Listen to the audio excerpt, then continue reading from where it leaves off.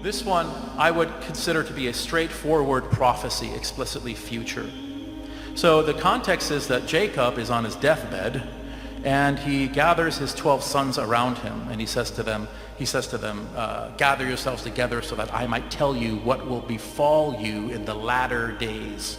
The Hebrew is be'acharit hayamim, literally fi akhir al-ayam, in the latter days. So Jacob, he begins to prophesy about his sons, so about Reuben, about Simeon and Levi, and then he gets to Judah.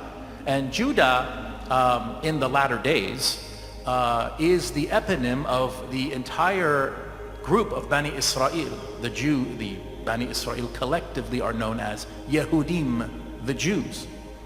So this is what he said, what's going to happen to the Jews in the latter days. The Hebrew says, Lo yasur shevet mihuda. He says the shevet, which is the king's staff or scepter, will not pass or depart from Judah, meaning the Jews. Umechokek midbein ragalev, nor the legislator or sacred law from between his feet, literally, meaning from his seed or progeny, adki yavu Shiloh, until the coming of someone called the Shiloh, velo yikahath amim, and to him shall be the gathering of all nations. Right, so this is interesting.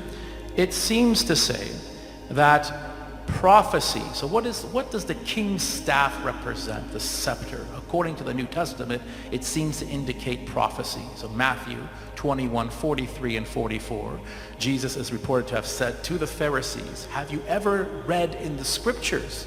And then he paraphrases the Psalms, Psalm 118, the stone that the builders rejected, the same has become the Rosh Pinah, the main cornerstone. This is the Lord's doing, and it is wonderful in your eyes. Therefore I say unto you that the Malkutha de Allah, Syriac for kingdom of God, prophecy, shall be taken away from you and given to a nation that bears the proper fruits. Who is this rejected stone, if not Ismail alayhi salam, as Dr. Winter says, the outcast, the ethnically impure son, the rejected son is finally chosen. So it seems that Jesus here is foretelling that the scepter will pass from the children of Israel.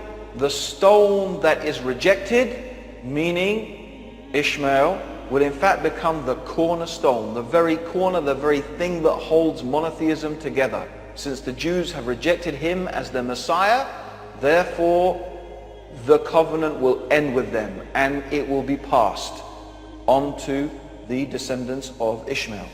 There's a hadith in Bukhari and Muslim, it's in the Shama'il of Imam al-Tirmidhi.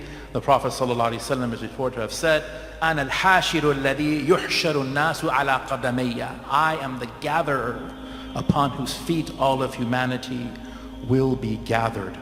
So it seems like this prophecy of Jacob is referring to the vocation of the Prophet ﷺ as the Shafi' wal Mushaffa', as the one who intercedes on the Yawm al-Qiyamah and whose intercession is accepted. And then velo yikahath amim, and unto him shall be the gathering of everybody, all peoples. This idea that this Shiloh, and this is a hapax legomenon, this is the only time this word appears in the entire Hebrew Bible.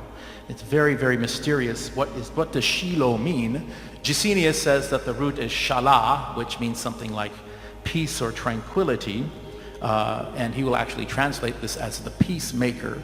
And then he also, Gesenius, Hebrew Chaldee lexicon to the New Testament, to the Old Testament. He also says that this could be a reference to someone in Isaiah chapter 9, verse 5, that we'll talk about as well. But this person is universal, alamiya, right? Okay. And obviously, many Christian exegetes believe that this is a reference to Isa alayhi salam, and we can certainly talk about that.